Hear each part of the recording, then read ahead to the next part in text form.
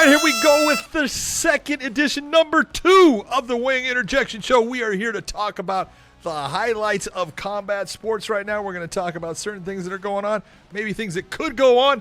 Who knows? You're up first when that bell goes off. But I'm pumped, you know why? Because this is our short show that goes only on our Clip channel, so make sure you guys hit the subscribe button on our Clip channel and check it out there. This will only be featured on that. So you know what, though? Dave, why don't you go ahead and read that first question, and John and I will riff for 1:30. Who's first? You are. I'll go ahead and go first. All right, let's go. Yup. Will Ngannou first fight the interim champ or John Jones? Go.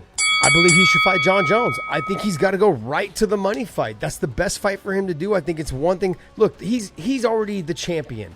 Let them fight for the interim title. Go ahead and fight John Jones. Make all the money. Do what he can for that fight. And then turn around and fight those guys. Fight those lonely guys there at the bottom, okay? John Jones is the guy. He's the guy to fight in this situation. There's no reason for him to fight the other guys. Let them duke it out. They can sit there on the sideline, okay? I'm the champion. I make the calls. I want to fight John Jones. I want to make the most money. Well, it really doesn't matter because the other guys don't count. The interim title doesn't count. It doesn't mean a goddamn thing. It's stupid. Francis Ngannou is the heavyweight champion of the UFC. John Jones is the best contender there is in the heavyweight division. He is the guy that dropped the light heavyweight belt to come up to take on Francis Ngannou, and no one gives a damn what happens with the Derek Lewis Cyril Gane fight as far as who's going to be the interim champion. If you were given the opportunity to see the winner of that fight, either Francis or Francis fight John, there's no doubt which one's the bigger fight. John Jones is the bigger fight. That's the fight he should make. And if he wins it, he's still the heavyweight champ. And if he doesn't, John Jones is the heavyweight champ. That makes it pretty damn simple. Does the UFC want John Jones their heavyweight champion, though? That's the problem. They've had nothing but problems with him. Good point. Scary. I always make good points. Next. Who would make for the best Fedor fight in Russia? Go. I already talked about this. I talked about it on our podcast, in my opinion. Do not bring somebody in from the outside. I love Fabricio Verdum. I love Josh Barnett. I love those kind of guys, but why are you going to bring somebody in? You already had Josh Barnett, and you got rid of him based upon he wasn't able to do some of the fights. And Fabricio's that guy right now. Why are you bringing someone in? You have the best thing. Matt Mitrione is out of the competition based upon he lost to Tyrell Fortune. Jake Hager has been asking for this fight. He wants the fight with Fedor. He's been begging for it. He says, I have the most fan base, the biggest fan base. He comes from a true amateur wrestling background. He was an All-American wrestler at Oklahoma. He had a 30-6 record as a senior. He is the real deal as far as he can control Fedor. Now, can he be in the stand-up with him? I'm not sure. But in his last fight, he proved to me he's a real fighter. I say give him that fight. John, all those things sound great. You're just regurgitating what you said on our podcast. But guess what? That. At the end of the day, all I want to see is Fedor fight one time in Russia, and I want to see him gone.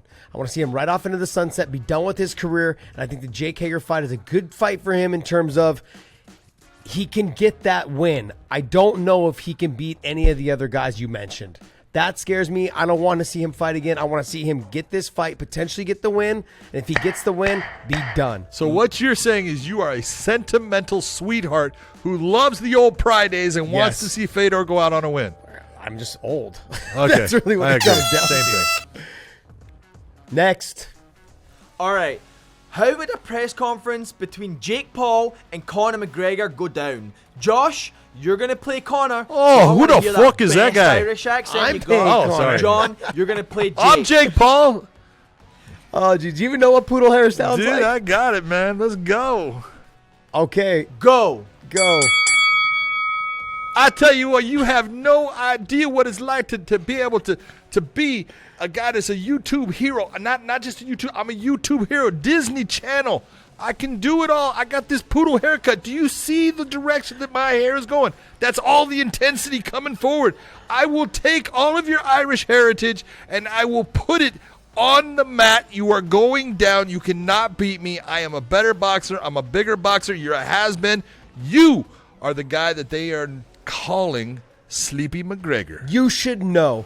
I am YouTube. I am boxing. I created this sport. You just live amongst me. That's all you do. That's all you do. Who the fuck are you, my friend? You are nothing. You will never be nothing. You and your rat friends, you and your rat brothers, you guys can all just tweedle along, buddy. That's it. Not only will I sink your Lamborghini yacht, I'm going to sink your career. I'm going to make you look like the has-been you are. You're going to be on the ground sleeping by my right hand. I guarantee it happens by the third round. McGregor goes to sleep in 3. Watch it happen. My watch costs more than your whole house and your car and your whole family. Just remember that, son. Just remember that. There's nothing you can do. There's nothing you can do. I got more money underneath my bed than you'll make in your whole life. It's the poodle effect. You can't beat it. Who the fuck is this guy? Oh, what else? Next. Okay. Will more fighters jump to BKFC? Go. Absolutely. I think absolutely they will. It's just the ones that are going to be towards the end of their career in terms of, and I'm not saying they're washed out. I'm just simply saying that there's somebody that probably has the desire to be more of a stand-up fighter. Someone, I'm throwing this name out there, would be someone like a Conor McGregor. He wouldn't fight BKFC or whatever, but I'm simply saying someone who you know wants to make a run in the boxing after he's probably done fighting MMA. He may never walk again properly, which is why he may box from now on. But the bottom line is, I think it's a great avenue for them. It really is gaining a little bit of traction, and I've actually been excited to watch the last couple fights. There's no doubt there's going to be more guys going to it because it's another form of fighting where they can make a good payday and they can put on a good performance. Some guys are going to do better in their careers going to BKC than they are going to be in the UFC. I'm going to say Matt Brown. Matt Brown to me is a perfect example of a guy who would do very well in bare knuckle boxing. He is he's a dog. Yep. A guy that will go in there. He will throw down. It is usually the grappling areas that tend to tire him out a little bit and get him exhausted in the fights. He doesn't have to worry about all that. All the things that he's learned as far as the grappling in the stand-up, he can use those techniques. He can use the single collar tie, the underhooks, the overhooks, all that to throw shots. He's great at going to the body. I think you're going to see a lot more UFC fighters taking that road. I like to see Carlos Condit. Boom. Perfect. I mean, yeah, there's going to be plenty of them going, I think. Yeah. Last one. Will Cody Garbrandt have more success at 125 or 135? Go. I think he's going to have more success at 135. I think because the one thing that he has, one of his best attributes is his speed. And the speed at 135 is definitely something you can visually see. At 125, the speed factor goes away, and he's going to have a problem with those guys down there. Now, I'm not saying that he can't be champion there. I'm also saying, but why put your body through the weight cut and then getting down there and realizing that everyone's just as fast as you when you can stay where you're at and your speed is a factor? Josh Thomson, I hate when you are correct. It's all the time, John. Okay, no, it's very rare, and so right now it's giving me a little bit of heart palpitations in the fact that it's I'm that chicken actually sandwich in that you position. had. Oh no, but it is speed. Speed makes Cody special, and at 135 he's got that speed. At 125, it depends on who he's fighting. I think there's certain guys that he matches up well with. You could take a look at the champion in Brandon Moreno. Here's a guy that Cody he matches up very well with Brandon Moreno. That would be a good fight for him, that you could see other fights where he would have more difficulty based upon the speed that some of those flyweights have.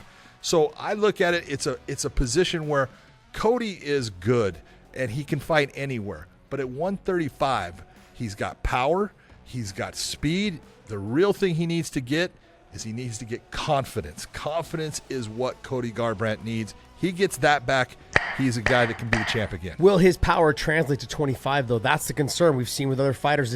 Your power doesn't transfer when you go down in weight. Might not. We'll find out. And ladies and gentlemen, that's our weight interjection for this week's show on our Clips channel. Make sure you guys hit that subscribe button, the little bell, and the notification button, and tune in and let us know in the comment section how you guys think. So, hey, this has been a blast. We've had a great time. Next week, we're going to change it up, have a little bit something different for you guys in it. So make sure you guys get ready for next week as well. Totally different. And what else, John? See ya.